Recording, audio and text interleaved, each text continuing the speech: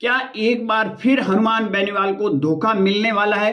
क्योंकि हनुमान बेनीवाल खुद कहते हैं कि मैं नेता को तैयार करता हूं, परंतु उसके बाद नेता है वो भाग जाते हैं। ये हकीकत बात है। और अब एक और नेता की सबसे ज्यादा चर्चा हो चुकी है कि नेता क्या हनुमान बेनीवाल को छोड़कर जा रहे हैं। क्योंकि बात की जाए तो एक दिन पहले आपने देखा होगा, एक रविंदर सिंह भाटी ने बयान दिया था और बयान के दूसरे दिन थान सिंह डोली और रविंदर सिंह भाटी एक ही गाड़ी में सवार होकर और जैसलमेर के लखा गांव पहुंच जाते हैं, जहां वीरम सिंह को न्याय दिलाने के लिए।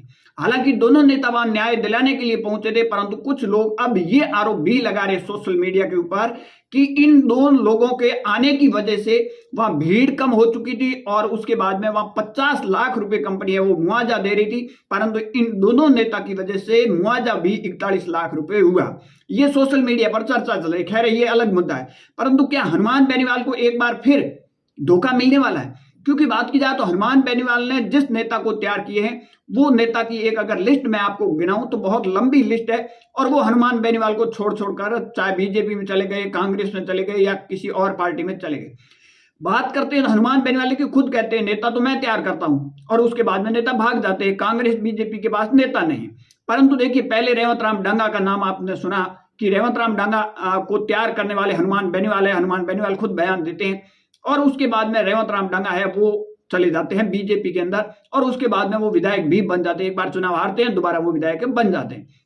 उसके बाद में 2024 के लोकसभा चुनाव में उम्मीदवार राम बेनीवाल, जो आरएलपी पार्टी का बाड़मेर का एक मजबूत स्तंभ था, उस स्तंभ को हरीश चौधरी ने किस कदर ढा दिया जिसकी कोई कल्पना तक नहीं कर सकता था। उसको हरीश चौधरी तोड़कर और कांग्रेस पार्टी ज्वाइनिंग करवा के और लोकसभा की टिकट देकर चुनाव भी जिता दिए। हनुमान बेनीवाल को उस वक्त बहुत बड़ा राजस्थान के अंदर झटका लगा था जब उम्मीदवार राम बेनीवाल है वो आरएलपी पार्टी छोड़ कांग्रेस में ज्वाइनिंग हुई। अब एक बार फिर चर्चा तेज हो चुकी है थान सिंह डोली की, क्योंकि उम्मीदवार राम बेनीवाल के बाद अगर बाड़मेर और बालोतरा की बात की जाए तो आरएलपी पार्टी का मजबूत नेता थान सिंह डोली है। इससे ऊपर कोई अभी नेता नजर नहीं आ रहा बाड़मेर और जैसलमेर। क्या थान सिंह डोली अलविदा कहेंगे, आरएलपी पार्टी को छोड़ेंगे? क्योंकि देखिए, रविंदर सिंह भाटी एक कार्यक्रम में बयान देते हैं प्रकाश मालिक को लेकर।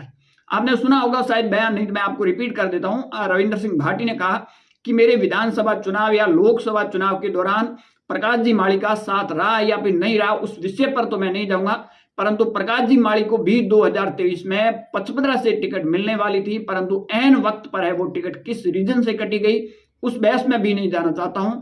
और उसके बाद में टिकट है वो दूसरे को मिल जाती है, अरुण को। और रविंदर सिंह भाटी ने कहा कि अगले आने वाले चुनाव में प्रकाश जी माली को तैयार होना है और प्रकाश जी माली के लिए मैं हूं खुलकर तैयार हूंगा। तो कहीं क्योंकि बात की जाए तो थान सिंह डोली भी 15 से चुनाव लड़ते हैं, और अगर रविंदर सिंह भाटी प्रकाश माली को बीजेपी से टिकट मिलेगी या फिर बागी होकर चुनाव मैदान में जाएंगे वो तो आने वाला 28 से पता चलेगा। परंतु इस बयान के कई मायने अब मीडिया सोशल मीडिया पर निकाले जा रहे हैं। उसके दूसरे दिन रविंदर सिंह भाटी और थान सिंह डोली एक ही गाड़ी में बैठकर और जैसलमेर के लखा गांव पहुंच जाते हैं। वो भी वीडियो सोशल मीडिया पर जमकर वायरल होता हुआ आपने कहीं कहीं देखा होगा।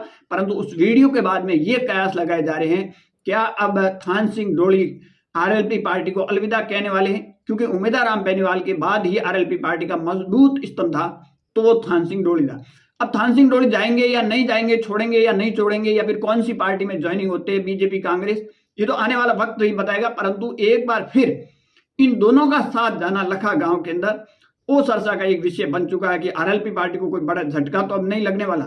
और दूसरा, लखा गांव में ये दोनों नेता गए तो इनके ऊपर आरोप भी लग रहे हैं कि इनके आने की वजह से वहां भीड़ कम हुई और कंपनी ने मुआवजा भी कम दिया। इस पर आपकी क्या राय है? कमेंट सेक्शन जरूर देना। ज्यादा जानकारी के लिए हमारे यूट्यूब चैनल और फेसबुक पेज को जरूर फॉलो।